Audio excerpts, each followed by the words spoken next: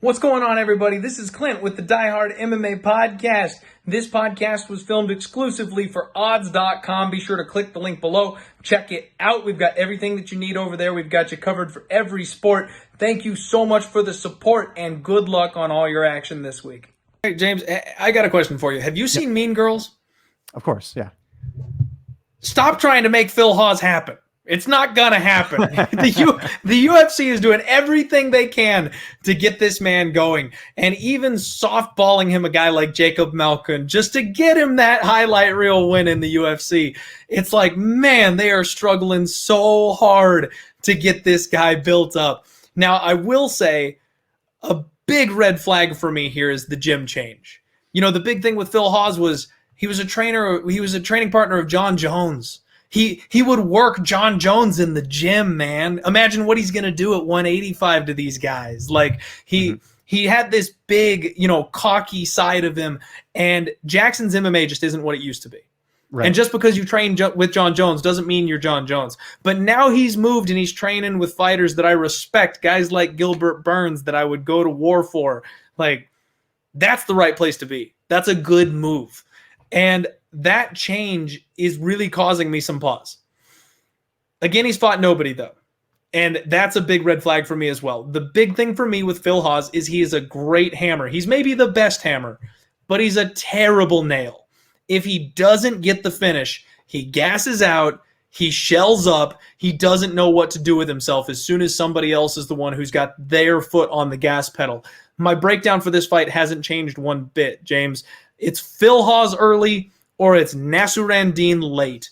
I think that if Nassourdine is able to use that grappling edge, especially here, remember, we're in the apex, we're in the small cage. If he's able to pin Phil Hawes up against the fence, if he's able to dig for underhooks, get some blood pumping in those gigantic tree trunk arms, Phil's going to have a hard time in round 2. Phil's going to have an even worse time in round 3.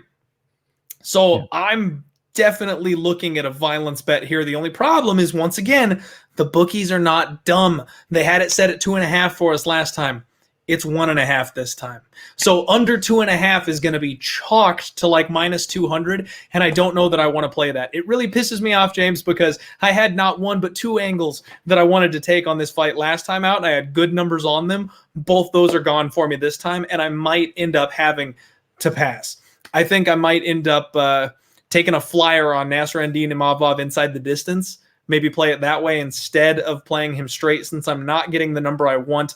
And Imavov inside the distance is about plus 250. That kind of gets me more in the realm of where I want to be. Or those of you who follow me and have for a long time, you know I love my round 3 props. I might have to go Imavov in round 3, thinking that Phil Hawes has made some improvements. He comes out here a better man. Imavov survives and stretches this fight out. And then maybe Phil Hawes sees the first round 3 of his entire career, and that's when things fall apart for him. So this one's going to be one that we play very, very lightly if we're going to play it at all. I'm still going to pick Nassourdine Imavov, but you're absolutely right. This may be the breakout spot for Phil Hawes.